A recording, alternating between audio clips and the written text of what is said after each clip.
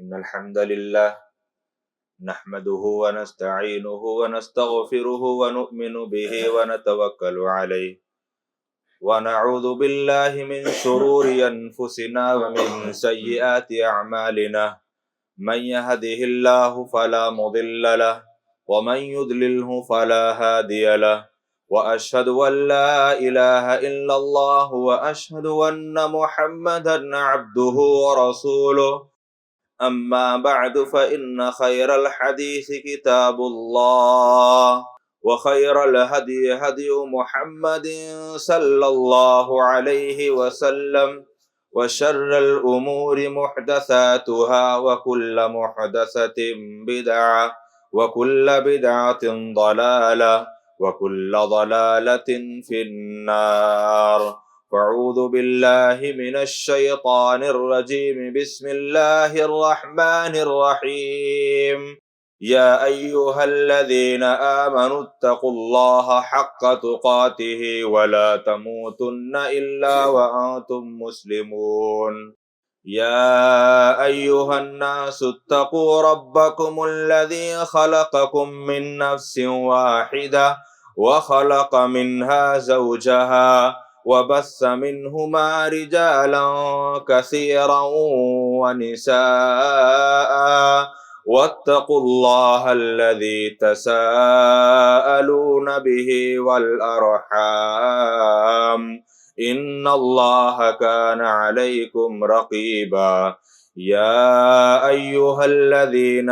آمنوا اتقوا الله وقولوا قولا سديدا يصلح لكم أعمالكم ويغفر لكم ذنوبكم ومن يطع الله ورسوله فقد فاز فوزا عظيما أعوذ بالله من الشيطان الرجيم بسم الله الرحمن الرحيم يثبت الله الذين آمنوا بالقول الثابت في الحياة الدنيا وفي الآخرة ويذل الله الظالمين ويفعل الله ما يشاء وقال عز من قائل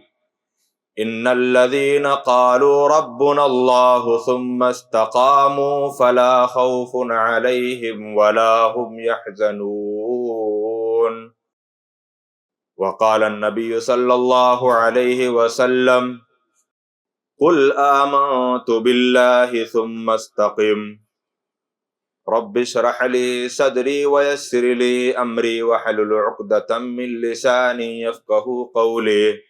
رب زدنی علما رب زدنی علما. حمد و ثنا،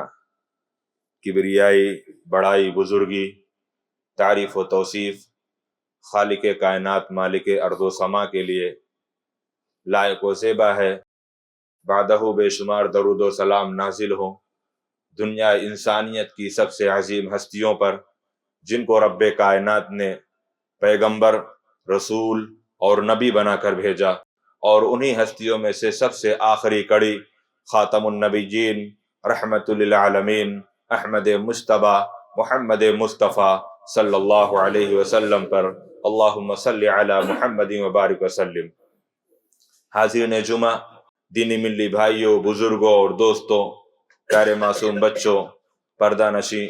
ملت کی ماں اور بہنوں، خطبہ مسنونہ کے بعد قرآن مقدس سے سورہ ابراہیم کی آیت کریمہ آپ کے سامنے پڑھی گئی. اس کے بعد پیارے نبی محمد رسول اللہ صلی اللہ علیہ وسلم کا ایک چھوٹا سا فرمان ہمارے سامنے پڑھا گیا. رب ذوالجلال سے دعا گو ہوں کہ بار الہ کتاب و سنت کی روشنی میں جو باتیں اپنی زبان سے کہوں، اے اللہ سب سے پہلے کہنے والے کو، پھر اس پر تمام سامعین و سامعات کو عمل پیرا ہونے کی توفیق عطا فرما. انسانی زندگی کے اندر اللہ رب العالمین نے ہمیں ایک ایسی دولت سے نوازا ہے، اگر کہا جائے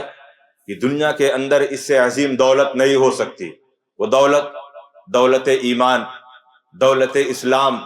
دولت توحید، یہ سب سے عظیم دولت ہے. اب اس دولت کو پانے کے بعد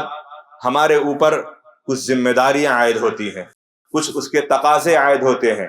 تو وہ ذمہ داریاں، وہ تقاضے اور اس پر عمل پیرا ہونا یہ ہماری زندگی کا ایک عظیم مقصد ہوتا ہے۔ اور وہ مقصد انہی آیت کریمہ کے اندر اللہ رب العالمین نے بتایا کہ آج کے اس دور کے اندر یا پیارے نبی علیہ الصلوۃ والسلام کے دور کے اندر جو معاملہ،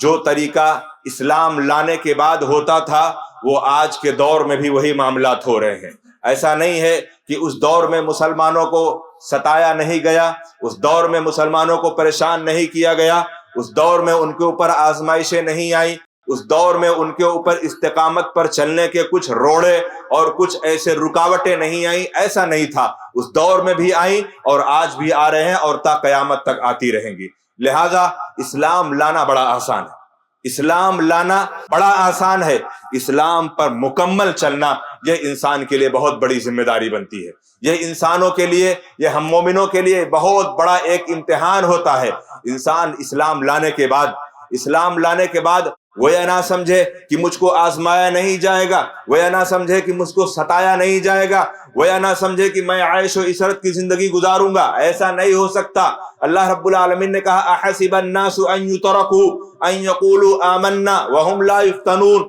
کیا جو لوگ ایمان لائے وہ ایمان لانے کے بعد اس بار میں مطمئن ہو گئے کہ ان کو آزمائشیں نہیں آئیں گی، ان کو تکلیفیں نہیں آئیں گی، ان کو دکھ نہیں آئیں گے، درد نہیں آئیں گی، مصیبتیں، آزمائشیں، پریشانیاں، کیا ان کے اوپر یہ ساری کی ساری چیزیں نہیں آئیں گی؟ ضرور آئیں گی۔ اللہ رب العالمین نے کہا کہ ضرور آئیں گی، اور آئیں گی تو کون کون سی شکلیں میں آئیں گی؟ اللہ نے اس کا بھی اشارہ کرتے ہوئے قرآن مقدس کے اندر ارشاد فرمایا وَلَنَبْلُوَنَّكُمْ بِشَيْءٍ مِّنَ الْخَوْفِ وَالْجُوعِ وَنَقْصٍ مِّنَ الْأَمْوَالِ وَالْأَنفُسِ وَالثَّمَرَاتِ وَبَشِّرِ الصَّابِرِينَ۔ اے مومنو، اللہ رب العالمین کا فرمان ہے وَلَنَبْلُوَنَّكُمْ بِشَيْءٍ مِّنَ الْخَوْفِ، اللہ ضرور بھی ضرور آزمائے گا، کبھی خوف کی شکل میں۔ آج دنیا کے اندر ہم اپنے ملک کے اندر دیکھیں، اپنے علاقے کے اندر دیکھیں، یا اپنے اسٹیٹ کے اندر دیکھیں، یا اپنے ممالک کے اندر ایسے دیکھیں کہ بے شمار ایسی جگہیں ہیں جو خوف اور دہشت کی زدہ میں اپنی زندگی گزار رہی ہیں، جو خوف اور ڈر اور ہراس میں اپنی زندگی گزار رہی ہیں۔ کیا مومن ہے، کیا مومن ہے، کیا غیر مومن ہے، تمام کے تمام لوگ اپنی زندگی کے اندر، لیکن ہم جس سے مخاطب ہیں وہ اہل ایمان سے ہیں، ہم مومنوں سے ہیں کہ اے مومنو، تمہاری زندگی کے اندر بھی یہ خوف ضرور بھی ضرور آئے گا۔ اور اس کے بعد کون سی آزمائش آئے گی؟ خوف کے بعد آئے گی بھوک مری کی آزمائش، من الجوع، جس کو بھوک مری کہی گئی۔ اور آج دیکھا جائے کتنے ایسے علاقے ہیں، یہ بھوک مریوں کو ختم کرنے کے لیے جناب محمد رسول اللہ صلی اللہ علیہ وسلم نے اللہ رب العالمین کی جانب سے جو حکم آیا وَأَقِيمُوا الصَّلَاةَ وَآتُوا الزَّكَاةَ، آج دنیا کے اندر کتنے مسلمان، دولت مند مسلمان، اہل ثروت، اپنے پورے مال کی اگر زکوٰۃ نکال دیں تو انشاءاللہ کوئی مومن بھوکا نہیں ہو سکتا۔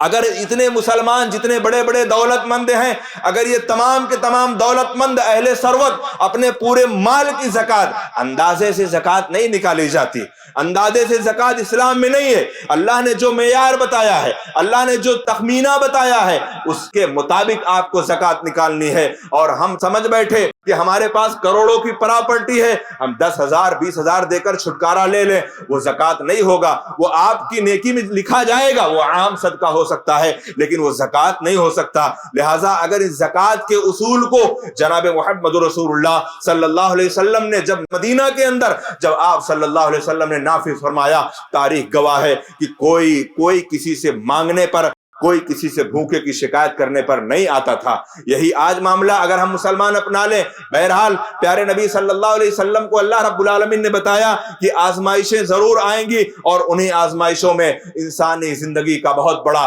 امتحان ہوگا، انسانی زندگی کا، اہل ایمان کا بہت بڑا اس کا ایگزام ہوگا، اور اس کا ایک طریقے سے ٹیسٹ لیا جاتا ہے۔ اور اگر دنیا کے اندر دیکھا جائے جناب محمد رسول اللہ صلی اللہ علیہ وسلم کی زندگی کے اندر جن جن آزمائشوں سے آپ کو گزرنا پڑا، جن جن اذیتوں سے، جن جن پریشانیوں سے آپ صلی اللہ علیہ وسلم کو گزرنا پڑا، شاید کہ اگر امت کے اوپر وہ پریشانیاں، امت کے اوپر وہ آزمائشیں آئیں تو امت اپنے ایمان سے ڈگمگا نہ جائے، امت اپنے ایمان سے ڈگمگا نہ جائے۔ جناب محمد رسول اللہ صلی اللہ علیہ وسلم سے ایک صحابی سفیان بن عبداللہ الثقفی رضی اللہ تعالیٰ عنہ بیان کرتے ہیں کہ میں نے نبی صلی اللہ علیہ وسلم سے کہا قل لی فی الاسلام قولا، اے اللہ کے نبی صلی اللہ علیہ وسلم مجھے اسلام کے بارے میں کوئی ایسی چیز بتا دیجئے جو میں آپ کے بعد مجھے کسی اور سے پوچھنے کی ضرورت نہ پڑے، آپ کے بعد مجھے کسی اور سے پوچھنے کی ضرورت نہ پڑے۔ پیارے نبی صلی اللہ علیہ وسلم نے کہا قل آمنت باللہ ثم استقم، قل آمنت باللہ ثم استقم، یعنی جو ایمان لے کر اللہ رب العالمین کو اپنا رب، خالق، مالک، مدبر اور محمد رسول اللہ صلی اللہ علیہ وسلم کو اسوہ، پیشوا، نمونہ، آئیڈیل اگر مان لیا ہے اور اسی پر ڈٹا رہ جائے، اس سے بڑھ کر اور چیز کچھ نہیں ہو سکتی۔ پیارے نبی صلی اللہ علیہ وسلم کی زندگی کے اندر آزمائشوں کا سلسلہ شروع ہوا۔ 13 سال مکی کی زندگی کے اندر طرح طرح کی آزمائشیں، کوئی ایسے ہتھ گنڈے، کوئی ایسی چال بازیاں، کوئی ایسے مکر و فریب نہیں چھوڑے گئے، تمام کے تمام ہتھ گنڈے اپنائے گئے۔ اسی لیے جب آزمائشیں آتی ہیں تو انسانی زندگی کے اندر آزمائشیں دو طرح کی آتی ہیں، آزمائشیں دو طرح کی آتی ہیں، اور ان دونوں طریقوں کے اندر اہل ایمان کو اپنے پاؤں پر ثابت قدم رہنا ہے، اپنے ایمان پر، اپنے اسلام پر، اپنی توحید پر اور اپنے عقیدے پر ڈٹے رہ جانا، یہی سب سے بڑے اس کے ایمان کی مثال ہوتی ہے۔ ورنہ اچھے اچھے گھروں کے اندر دیکھا جائے، ورنہ اچھے اچھے گھروں کے اندر دیکھا جائے، دیندار گھروں کے اندر دیکھا جائے، جب آزمائشیں آتی ہیں، جب ایسی ایسی مشکلات آتی ہیں تو ان کے بھی پاؤں ڈگمگا جاتے ہیں، وہ بھی کہیں نہ کہیں اپنے عقیدے توحید سے کمپرومائز کر بیٹھتے ہیں۔ لہذا پیارے نبی صلی اللہ علیہ وسلم کی زندگی کو دیکھو کہ آپ کی زندگی میں دونوں آزمائشیں آئیں، اور وہ دونوں آزمائشیں انسانی زندگی کے اندر بہت معنی خیز معمولی بات نہیں ہے، یہ بہت اہمیت کی حامل بات ہے۔ پہلی آزمائش جس کو ترہیب کہا جاتا ہے، ترہیب، یہ ترہیب کیا ہے؟ ڈر، دہشت، دھمکیاں، مصیبتیں، پریشانیاں، اذیتیں، یہ تمام کی تمام چیزیں نبی علیہ الصلوۃ والسلام کے ساتھ سب پیش آئیں۔ آپ صلی اللہ علیہ وسلم کو ڈرایا بھی گیا، آپ کو دھمکایا بھی گیا، آپ کو نعوذ باللہ مارا بھی گیا، آپ کو مجنون کہا گیا، دیوانہ کہا گیا، پاگل کہا گیا، نعوذ باللہ۔ یہ تمام کے تمام جملے، یہ تمام کے تمام القاب کن کو ملے؟ سید الکونین، امام الانبیاء جناب محمد الرسول اللہ صلی اللہ علیہ وسلم کو ملے ہیں۔ لہذا اے اہل ایمان، تم اسلام کی ڈگر پر جب چلتے ہوئے، جب تم کو دنیا کبھی تانا دے، تم کو دنیا کبھی شکایتیں کرے، تم کو دنیا کبھی ستائے، صبر کر لینا، اللہ کے نبی صلی اللہ علیہ وسلم کا منظر یاد کر لینا۔ جناب محمد رسول اللہ صلی اللہ علیہ وسلم کے پاس جب یہ معاملہ پیش آیا، آپ صلی اللہ علیہ وسلم کو تمام طرح کی چیزیں ترہیب کے معاملات میں، جب آپ کو کہیں پر وہ ہرا نہ سکے، کہیں پر مشرکین مکہ، دشمنان اسلام یہ ترہیب کرتے کرتے تھک گئے، باز نہ آئے، آخر کار ایک انہوں نے چال چلی۔ دوسری آزمائش وہ کیا ہے؟ وہ ہے ترغیب کی آزمائش، یعنی ایک انسان جہاں مصیبتوں سے، اذیتوں سے، دھمکیوں سے، پریشانیوں سے اپنے آپ کو بچا لے گیا، وہاں اس کا ایمان نہیں ڈگمگایا، وہاں اس کے قدم نہیں لڑکھڑائے، توحید اور استقامت مضبوطی کے ساتھ پکڑا رہا۔ لیکن جب اس ترہیب کی آزمائش کے ختم کے بعد جب اس کے پاس ترغیب کی آزمائش آتی ہے، ترغیب یعنی رغبت دلانے والی چیز، مال، دولت، عہدہ، منصب، پراپرٹی، عورت، یہ شہرت، یہ تمام کی تمام چیزیں جب انسانی زندگی کے اندر آتی ہے تو وہ ساری کی ساری ترہیب والی آزمائشیں وہ پھیکی پڑ جاتی ہے، اور کہیں نہ کہیں وہ اپنے ترغیب کی آزمائشوں میں وہ ملوث ہو کر اور وہ ہمت ہار بیٹھتا ہے۔ یہ دولت ایک ایسی چیز ہے، یہ دولت ایک ایسی چیز ہے کہ انسان کو بہت آسانی سے جنت میں لے جانے والی بھی ہے، اور یہ دولت ایسی چیز ہے کہ انسان کو بہت آسانی سے جہنم میں بھی لے جانے والی چیز ہے۔ لہذا پیارے نبی علیہ الصلوۃ والسلام کو یہ تمام کی تمام چیزیں پیشکش کی گئیں۔ آپ صلی اللہ علیہ وسلم کو جب یہ ترہیب والی آزمائشوں میں نامکمل ہوئے، ترغیب کی آزمائش لے کر بیٹھ گئے، کہا اے اللہ کے نبی صلی اللہ علیہ وسلم، مکے کا بہت بڑا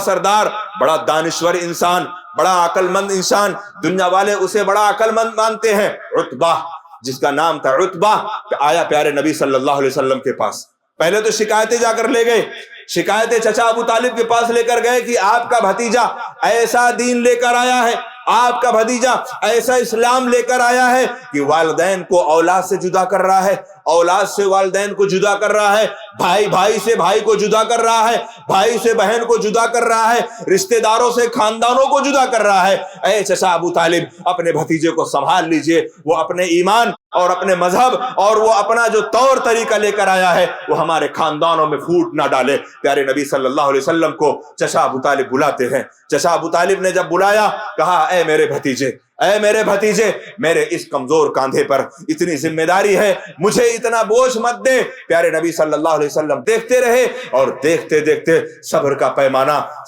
پیمانہ اتنا بڑھا کہ آپ صلی اللہ علیہ وسلم کی آنکھوں سے بھی آنسو جاری ہو گئے۔ آپ صلی اللہ علیہ وسلم نے کہا کہ اے میرے چچا، اگر یہ لوگ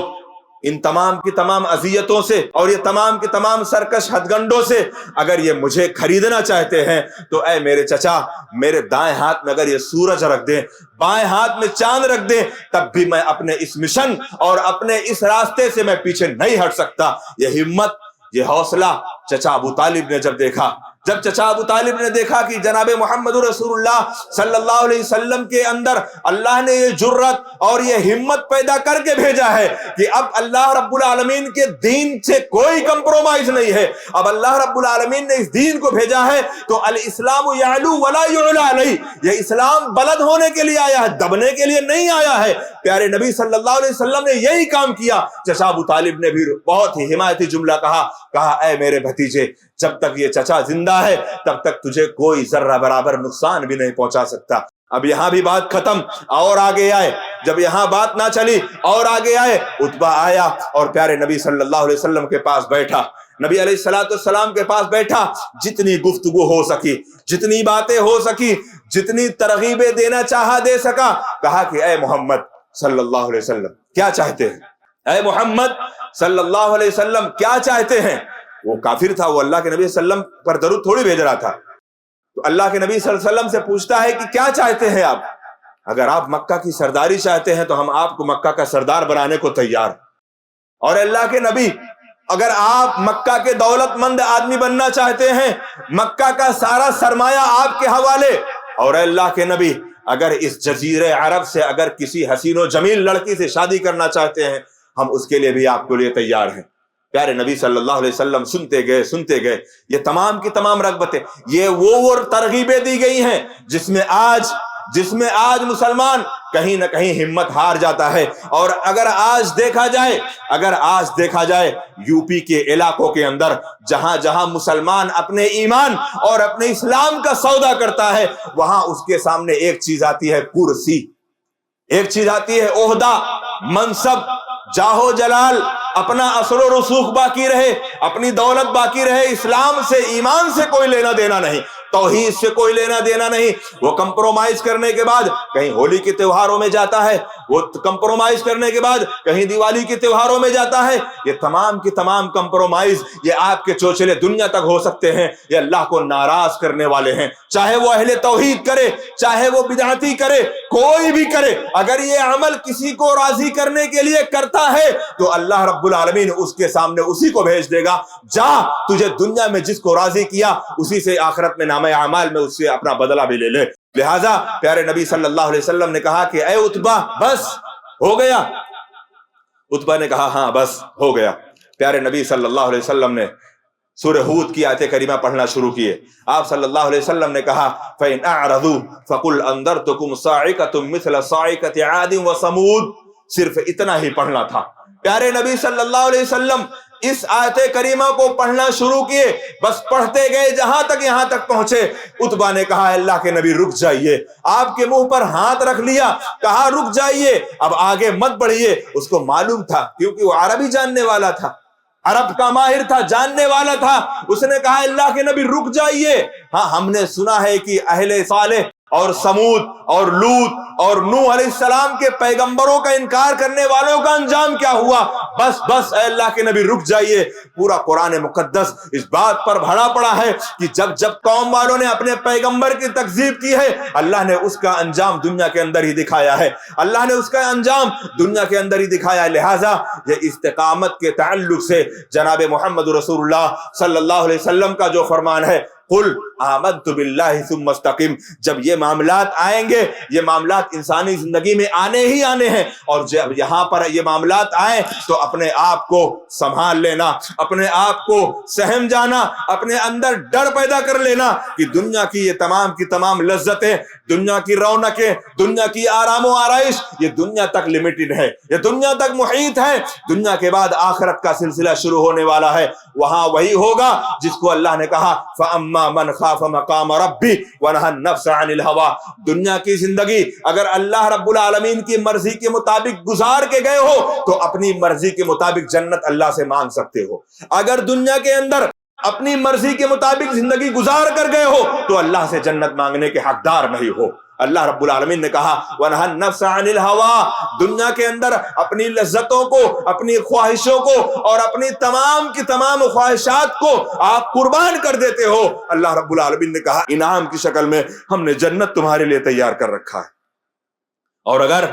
اس امت محمدیہ کے اندر قرآن مقدس جیسا رہنما، قرآن مقدس جیسی بابرکت کتاب کو نازل فرما کر اللہ رب العالمین نے جناب محمد رسول اللہ صلی اللہ علیہ وسلم جیسا نمونہ، اسوہ، پیشوا، آئیڈیل پیغمبر بھیجا، اور پھر بھی یہ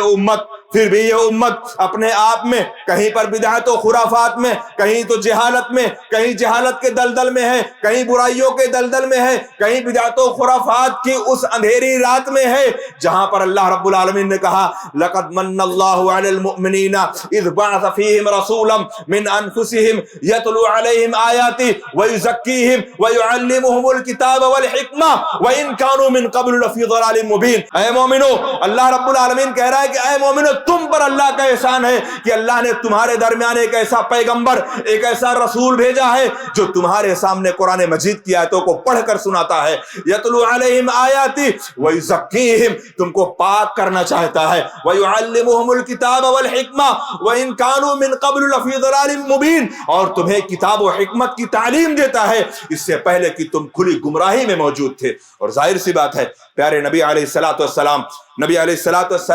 جب دنیا کے اندر بھیجے گئے، جو جہالت، جو بربریت اور جو ظلم و ستم کے تمام ہتھ گنڈے اپنائے جا رہے تھے، نبی علیہ السلام کے آنے کے بعد دنیا کے اندر وہ مظالم، وہ حرکتیں اور وہ تمام کے تمام ظلم والی شرکتیں، یہ شدتیں تمام کے تمام رک گئی تھی، ٹھہر گئی تھی. اور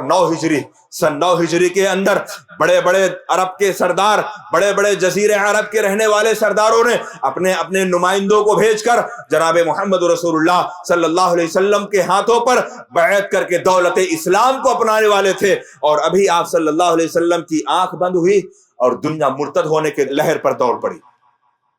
پورا کا پورا جزیرہ عرب اسلام کو چھوڑ کر نبی علیہ السلام کے انتقال کر جانے کے بعد ابھی آپ کی آنکھ بند ہوئی تھی. یہ تمام کے تمام لوگ ارتداد کے دہانے میں پہنچ گئے، سوائے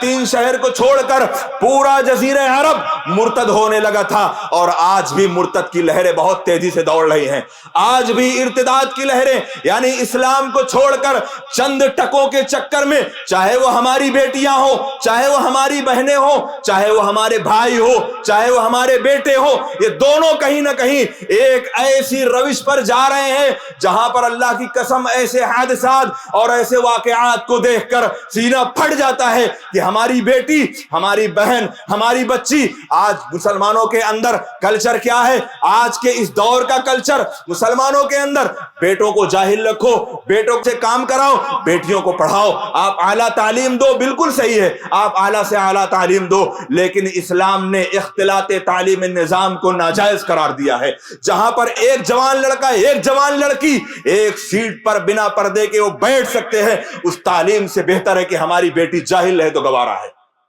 جس تعلیم کا نام دے کر، ہم نوکری کا نام دے کر، ہم آفس کا نام دے کر، ہم مال کا نام دے کر، کلاسز کا نام دے کر، ٹیوشن کا نام دے کر ہم ذمہ دار بن رہے ہیں اپنی بچیوں کو غیروں کے کندھوں پر ڈھکیلنے والے. اور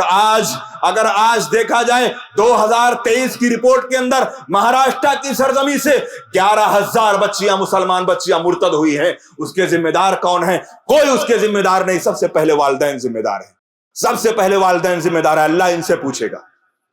اللہ ان سے پوچھے گا آپ نے ساری زندگی کھلایا پلایا جوان کیا، آپ نے اس کی ذمہ داری عطا کی، لیکن اس کی عزت و آبرو کی ذمہ داری بھی آپ کی تھی، اس کی عزت و آبرو کی۔ یہ کہنا ماں باپ کا جملہ ہماری بیٹی پر ہمیں بھروسہ ہے، جھوٹا جملہ ہے، جھوٹا جملہ ہے۔ حضرت مریم اور حضرت فاطمہ سے پاک تمہاری بیٹی نہیں ہو سکتی۔ حضرت مریم سے بھی سوال کیا گیا، حضرت فاطمہ الزہرا رضی اللہ تعالیٰ عنہا، جس کو نبی علیہ السلام نے اپنے جگر کا ٹکڑا کہا، اللہ کے نبی صلی اللہ علیہ وسلم نے اس فاطمہ، اس لختے جگر لاڈلی کی بھی تربیت ویسے ہی فرمائی، اور حضرت مریم کی بھی تربیت ان کے خالو حضرت زکریہ علیہ السلام نے جیسے کہ یہ کہا، قالت یا مریم انا لکی ھذا، اے مریم یہ سامان آیا کہاں؟ ٹھنڈی کا موسم ہے، گرمی کے پھل موجود ہیں، گرمی کے موسم میں ٹھنڈی کے پھل موجود ہیں۔ ہم اپنی بیٹی سے نہیں پوچھ سکتی کہ اے بیٹی یہ موبائل تیرا آیا کہاں سے، تیرے موبائل میں پیسہ میں نے دیا نہیں، ریچارج کہاں سے ہوا، اور تو راتوں رات تنے تنہا اکیلے تو کہیں پر گھومنے جاتی ہے۔ ماں باپ کو یہ جواب لینا چاہیے نا، یہ ماں باپ کی کوتاہی ہے۔ ماں باپ اگر یہ کہہ دیں ہمیں اپنی بیٹی پر آنکھ بند کر کے بھروسہ ہے، وہ والدین بہت بڑے اندھیرے میں اپنے آپ کو ڈال رہے ہیں، اور آج نہیں کل آنے والے ایام میں وہی والدین ماتھا پکڑ کر پیٹنے والے چوراہے پر کھڑے ہوں گے کہ اے کاش میں نے اتنی آزادی نہ دی ہوتی، آج اگر ہمارے سامنے ذلت و رسوا کا دھبا ہمارے ماتھے پر نہ لگتا۔ لہٰذا اس ارتداد کے لہر میں پیارے نبی صلی اللہ علیہ وسلم کے پہلے خلیفہ ابو بکر صدیق رضی اللہ تعالیٰ عنہ نے جب دیکھا کہ کیا ماجرا ہے، نبی علیہ السلام کے انتقال کر جانے کے بعد یہ پورا جزیرہ عرب ارتداد کی لہر پر دوڑ پڑا، سوائے 3 شہر کے چھوڑ کر، مکہ، مدینہ اور طائف۔ مکہ، مدینہ، طائف، یہ تینوں شہر چھوڑ کے۔ کیوں؟ یہ تینوں شہر کے اندر ارتداد کیوں نہیں آئی؟ کیونکہ ان کے اندر صحیح اسلامی تعلیم و تربیت تھی، ان کے اندر صحیح اسلامی تعلیم و تربیت تھی۔ نبی علیہ السلام کے پاس آنا جانا اٹھنا بیٹھنا تھا، اور اگر آج ہمارے گھروں کے اندر اگر صحیح اسلامی تعلیم و تربیت کا کلچر پیدا کر دیا جائے، اللہ کی قسم ایسے حادثات نہیں آئیں گے۔ اپنے گھروں کے اندر ہماری بیٹی 5 وقت کی نماز ہے، یہ کہہ دینا ہماری بیٹی 5 وقت کی نماز پڑھتی ہے، لیکن رات کی تاریکی کے اندر آپ کی بیٹی کے ساتھ اس کے بیڈ روم میں کوئی اور فون سے رشتے پہ ہے، آپ کا بیٹا بھی، ایسا نہیں کہ صرف بیٹیاں ہیں، بیٹا بھی، دونوں اس میں شمار ہیں۔ اگر بیٹی فاطمہ بن کر اگر راکیش کے ساتھ جا رہی ہے تو عبداللہ بھی کہیں نہ کہیں سنیتا کے ساتھ جا رہا ہے، یہ دونوں کہیں نہ کہیں شکار ہیں، ایک ہی نہیں اس میں پھنسے، سب کے سب ملوث ہے۔ یہ کس بنیاد پر ہو رہا ہے؟ یہ اسی ترغیب کی بنیاد پر ہو رہا ہے جس ترغیب کو جناب محمد رسول اللہ صلی اللہ علیہ وسلم کے سامنے رکھی گئی کہ اللہ کے نبی مکہ کی دولت چاہتے ہیں آپ کے سامنے، مکہ کی سرداری چاہتے ہیں آپ کے سامنے، مکہ کی حسین و جمیل چاہتے ہیں آپ کے سامنے۔ بتاؤ، عبداللہ جیسا نام، عبد الرحمن جیسا نام، اللہ رب العالمین کو اتنا محبوب پسندیدہ نام، اور یہ اللہ کے دین کو چھوڑ کر یہ غیر اللہ کے لیے جا کر تھہم جاتا ہے۔ اسی پر صبر آ جاتا ہے۔ ایک حدیث پیارے نبی صلی اللہ علیہ وسلم کی، ایک پیشین گوئی نبی صلی اللہ علیہ وسلم نے فرمائی تھی کہ میرے بعد قیامت سے پہلے میری امت کے اندر، اللہ کے نبی صلی اللہ علیہ وسلم نے کہا میرے بعد قیامت سے پہلے میری امت کے اندر ایک دور ایسا آنے والا ہے جس دور کے اندر لوگ مذہب اسلام کو چھوڑ کر غیروں کی عبادتوں کو پوجا کریں گے، ان کی جگہوں کو طواف کریں گے، اور آج وہ دور ہو رہا ہے، آج وہ دور ہو رہا ہے، اس دور کے اندر ہم جی رہے ہیں، اور اسی چیز کو سن کر پیارے نبی صلی اللہ علیہ وسلم کی جو پیشین گوئی ہے ہو بہو وہ ہو کر رہے گی، اس کے اندر کوئی بدلاؤ نہیں ہو سکتا۔ لہٰذا اگر ترغیب کے معاملے میں اگر ہم نے اپنے اسلام کو، اپنے ایمان کو، اپنی توحید کو اگر ہم محفوظ نہ کر سکے، ہم اس کی حفاظت نہ کر سکے، تو ہمارا اس دین کا کیا فائدہ؟ اسی استقامت کے تقاضے میں سے پہلا تقاضا آتا ہے اسلامی تعلیم و تربیت، چاہے وہ والدین کے نقطہ نظر سے ہو، چاہے وہ عوام الناس کے نقطہ نظر سے ہو۔ عوام الناس کے اندر بھی بے شمار ایسے لوگ ہیں جنہوں نے اپنا اسوہ، جنہوں نے اپنا نمونہ، جنہوں نے اپنا آئیڈیل ایسے اسپیکر والوں کو بنایا ہے، ایسے لوگوں کو بنایا ہے جو سوشل میڈیا پر بیٹھ کر یوٹیوب پر آنے والی اچھی باتیں کرنے والی، آج دنیا کے اندر ہماری مائیں اور بہنیں بہت ایموشنل ہو جاتی ہیں۔ ایک محمد زمان نام کا لیکچرر اسپیکر ہے، اس کی باتوں سے بے شمار ہماری بچیاں روتی ہیں۔ آپ کو نہیں معلوم وہ درگاہ پر جا کر سجدہ کرتے ہوئے بیٹھ رہے ہیں۔ ایسے شخص کو ہم اپنا لیڈر مانیں، ایسے شخص کی ہم باتیں مانیں جو ہمیں ہمارے اسلام سے دور کر کے وہ بت پرستیوں پر لے جا کر ہمارے سامنے ہم کو کھڑا کر دے۔ ہم سنتے ہیں ایسے لوگوں کو،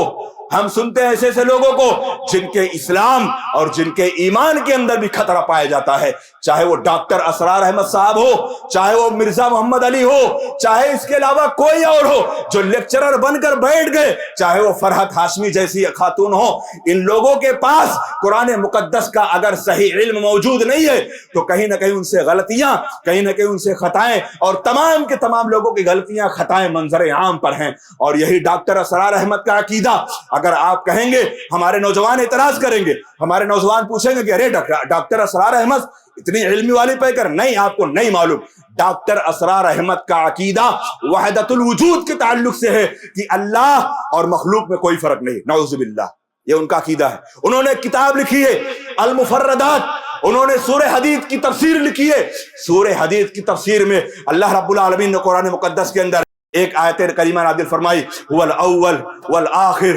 والظاہر والباطن، یہ صفت اللہ کی ہے، اور انہوں نے کہا کہ اللہ تعالیٰ کی ذات کوئی ذات نہیں ہے، نعوذ باللہ العیاذ باللہ۔ ایسے لوگوں کو سننے سے بچنا چاہیے۔ اگر جس کو ڈیٹیلز چاہیے بعد میں مجھ سے ملاقات کر سکتا ہے۔ ڈاکٹر اسرار احمد کا یہ عقیدہ، اب جس کا عقیدہ اتنا گندا ہو، جس کا عقیدہ اتنا گندا ہو، اس کو ہم سن کر اپنا اسوا اور اپنا آئیڈین مانے تو بتاؤ ہماری اسلامی صحیح تعلیم و تربیت ہو سکتی؟ نہیں ہو سکتی۔ اور یہی وجہ ہے آج کیرلا کرناٹک کے اندر آج 11 بچے 2022 کے اندر 11 بچے ہمارے توحید پرست بچے انہی لوگوں کو سنتے سنتے مرتد ہو گئے، انہی لوگوں کو سنتے سنتے مرتد ہو گئے۔ لہٰذا صحیح تعلیم و تربیت آپ کو کہاں ملے گی؟ اگر اللہ نے آپ کو علم دیا ہے، اللہ نے آپ کو عربی پڑھنے کا سلیقہ دیا ہے، کسی سے مت جاؤ، قرآن مقدس خود اٹھا کر پڑھو۔ اللہ نے آپ کو علم ہنر دیا ہے، بہت آسان ہے، مشکل نہیں ہے۔ جو گرامر انگلش کے گرامر ہے سیم وہی گرامر عربک گرامر ہے، الحمدللہ بہت آسان ہے۔ اگر اللہ رب العالمین نے آپ کے اندر ہمت دی ہے، آپ کے اندر اللہ نے عقل دانش مندی دی ہے، آپ خود پڑھیں قرآن مقدس، آپ کو معلوم چلے گا کہ ان بت پرستوں کے اور ان برے عقائد نظریات والوں کے ان کے عقیدے کیا ہیں اور اللہ کا قرآن کیا کہتا ہے، اور مصطفیٰ جان رحمت محمد رسول اللہ صلی اللہ علیہ وسلم کا فرمان کیا کہتا ہے۔ لہٰذا صحیح تعلیم و تربیت جس سماج کے اندر یا جس سوسائٹی کے اندر ہوگی، چاہے وہ والدین کی شکل میں ہو، چاہے وہ عوام الناس کی شکل میں ہو، چاہے وہ ذمہ دار کی شکل میں ہو، چاہے وہ گھر کے بڑے کی شکل میں ہو، ہم میں سے ہر شخص ذمہ دار ہے، ہم میں سے ہر شخص ذمہ دار ہے۔ معاف کرنا میری ماں و بہنوں، اکثر و بیشتر تمہاری غلطیاں، تمہاری خطائیں یہ ہوتی ہیں کہ تم اپنی بچیوں یا اپنے بچوں یا اپنی بہنوں کی حرکتوں کو گھروں کے بڑے مردوں تک نہیں پہنچنے دیتی ہو، اور کل کو تم بھی ذلیل و رسوا ہو کر ان کے سامنے ماتھا پیشانی ٹیک کر بیٹھ جاتی ہو۔ لہٰذا یہ ارتداد کی لہروں میں سے یہ سب سے بڑا نقصان یہاں پہنچتا ہے کہ انسان عشق محبت کے ناپاک فتنے میں جب ملوث ہوتا ہے، اس کو نہیں پتہ چلتا کہ دین کیا ہے، اسلام کیا ہے۔ کیوں؟ کیونکہ اس کے دل سے شیطان وہ اسلام کی محبت، وہ توحید کی محبت، وہ ایمان کی محبت، وہ عقیدے کی محبت ختم کر دیتا ہے، اور جب یہ محبتیں ختم ہو جائیں تو اس کے سامنے کوئی چیز ریڑا نہیں بنتی کہ ہمارے لیے کیا ہم اپنائیں، کیا ہم چھوڑیں، کس کو ہم اخذ کریں، کس کو ہم ترک کریں۔ یہ چیز انسان کو وہاں پر فیصلہ کرنے پر دیر نہیں لگاتی، فوراً فیصلے ہو جاتے ہیں، اور اس کے بعد اگر صحیح استقامت کی راہ پر ڈگر پر چلنا ہے، صحیح معنوں میں قرآن مقدس کو کثرت سے پڑھنا ہے۔ ہم مسلمان کیا، ہم اہل حدیثوں کی بات کریں، ہم مسلمان کیا، ہم اہل حدیثوں کی بات کریں، ہم اپنے توحید پرستوں کی بات کریں کہ ہم نے بھی رمضان کے اندر ہی قرآن مقدس کو لازم پکڑا ہے، رمضان کے بعد کے مہینوں میں ہم نے قرآن کی تلاوت کو چھوڑ رکھا ہے۔ کیا غلط بول رہا ہوں؟ جو مزاج، جو کلچر اور جو ہر مساجد میں یا ہر گھروں میں یا ہر جگہ دکانوں میں مکانوں میں جہاں تلاوت قرآن کا بول بالا الحمدللہ ہاں رمضان کے اندر ہوتا ہے، کیا وہ 11 کے 11 12 کے 12 مہینے میں ہوتا ہے؟ نہیں ہوتا ہے۔ اگر اسی چیز سے اگر ہم دور رہیں گے، قرآن مقدس سے دور رہنے والی قوم کو اللہ کے نبی صلی اللہ علیہ وسلم نے کہا ان اللہ یرفع بهذا الكتاب اقواما ويضع به آخرین، اللہ رب العالمین اسی قرآن کی بدولت اللہ قوموں کو سر بلند کرتا ہے، اور اسی قرآن کی بدولت اللہ تعالیٰ لوگوں کو نیچے گرا دیتا ہے۔ اور قرآن مقدس کے حوالے سے جناب محمد رسول اللہ صلی اللہ علیہ وسلم جو اپنی امت کے لیے بڑے ہی حساس اور اپنی امت کے لیے بڑے ہی मुशफिक, बड़े शफीक, बड़े रहमदिल, अपनी उम्मत के लिए जहन्नम से बचाने के लिए इतना रो रो कर आप सल्लल्लाहु अलैहि वसल्लम अपनी जिंदगी में भी मांगे, और कल हश्र की अदालत में वहां भी अल्लाह के नबी अपनी उम्मत के लिए बख्शिश और मगफिरत मांगेंगे। लेकिन एक मामले में नबी अलैहिस्सलाम शिकायत करेंगे अल्लाह रब्बुल आलमीन से। मालूम है किसकी शिकायत? हमारी और आपकी शिकायत। प्यारे नबी सल्लल्लाहु अलैहि वसल्लम के बारे में अल्लाह रब्बुल आलमीन ने 19वें पारे में कहा, वक़ाल रसूल या रब्बी इन्न कौम इत्तखदू हादल कुरान महजूरा। अल्लाह रब्बुल आलमीन अर्श के फैसले की अदालत पर होगा और वकील जनाब मोहम्मद रसूलुल्लाह सल्लल्लाहु अलैहि वसल्लम होंगे और मुजरिम हम होंगे। अल्लाह के नबी शिकायत करेंगे कि ऐ अल्लाह, ये मेरी उम्मत के लोगों ने कुरान मुकद्दस को छोड़ रखा था, और बताओ क्या अंजाम होगा जब रसूल जो बख्शिश, मगफिरत, नर्म और हर तरीके से शफीक होकर जब अल्लाह रब्बुल आलमीन से शिकायत करेंगे तो बताओ वो अंजाम क्या होगा। अल्लाह रब्बुल इज्जत से दुआ है कि अल्लाह आलमीन इस उम्मत मुहम्मदिया को अल्लाह ताला सही मानों में इस्तिकामत की सही रास्ते पर चलने के अल्लाह तौफीक अता फरमा दे। अल्लाह हमारी जिंदगियों के अंदर जो भी कभी भी कोई ऐसी मुश्किलात, कोई भी आजमाइशें, कोई दुख दर्द आए, अल्लाह रब्बुल आलमीन तू हमारे ईमान, हमारे इस्लाम, हमारे तौहीद की अल्लाह ताला तू हिफाजत फरमाए।